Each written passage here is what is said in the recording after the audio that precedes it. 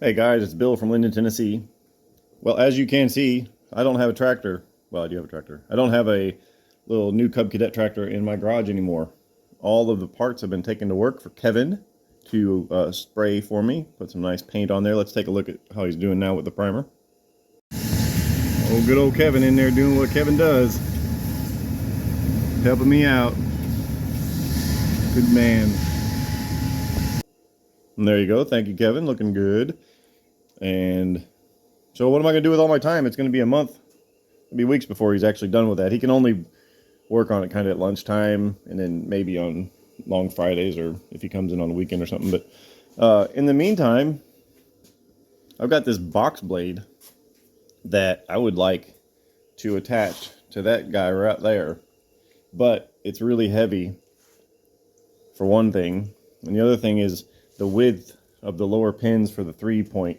They're just too wide for, I've got 3-point pins down there if you don't know, but they're just too wide for my little tractor here. And it's just too heavy for this thing to pick up. I backed it up to it once thinking I could try it, and it was kind of funny, absurdly big. Anyway, but what I'm gonna do is I'm gonna make a little trailer. I've got, let me find it. I've got this left over from one of my initial builds of the flail mower. It was going to go on the back, and I made like a 3-point mount for it on the back, and then I had an actuator coming from these holes up to the front of the flail mower, and the idea was that would extend and compress, and then it would alter the cut height of the flail. But it turns out that in that instance, I had the flail mower going sort of with the direction of travel, and it didn't cut worth a damn. It cuts much better if you spin the blades backwards to travel, and if you do that, then it just throws shit all over the tractor, so forget that. So this got abandoned, so I'm going to take this and I'm just going to cut these ends off and just put them up there and make something kind of similar to this. I've got this little doohickey so I can pull those apart to get this off, but I'm gonna make something similar to this, and then it'll just go to the receiver hitch on the back already there, and then I'll have like a turnbuckle or maybe a top link like that. That'll do basically the same thing as this. It'll go to probably to the top link mount of that, and then that will adjust the pitch of the box blade relative to the ground. And then on the back, hold on again, I've got these are the drive tires that were originally on the front brush hog that I have for Artie. It was one of those walk behind like DR mower things, but these are the drive tires from it, and they've just been sitting around for years. But I'm going to make a little frame with axles there that goes up and over and back, and then by God, I'm going to use this expensive actuator for something or other. It was going to be used on my boom pole, but it doesn't extend far enough or have enough power. But it should have more than enough power to raise and lower this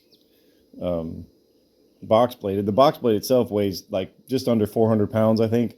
That's a 500-pound actuator. So a lot of the weight, at least half of the weight of the box blade, is going to be on the rear hitch of Artie. Then this will never actually be lifting the full weight of the box blade. But I'll have one arm on this side.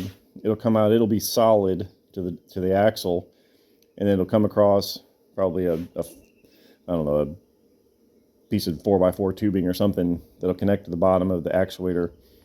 Come across to this side, and then there'll be another leg to the other tire, but that one will have a hinge in it, and then from the hinge, it'll have another little top link like that up there, and that way I can adjust the roll, I guess you'd say, of it.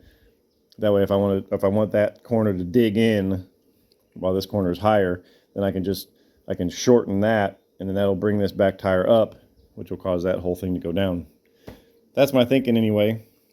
And yeah, actually, I've got a picture of somebody that already did that, so let's see if I can put that in right here.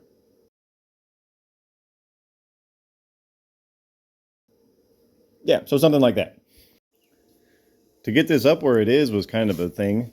I brought my Kubota in here here, lifted it all the way up, put these blocks underneath of it, but then found out that I wouldn't be able to get the 3-point arms off because they were at like a really, really steep angle. And in order for them to get those off, they kind of have to swing through an arc. Anyway, it didn't work. So I had to lower it all the way back down on the ground so I can get this thing out and get the tractor out of here.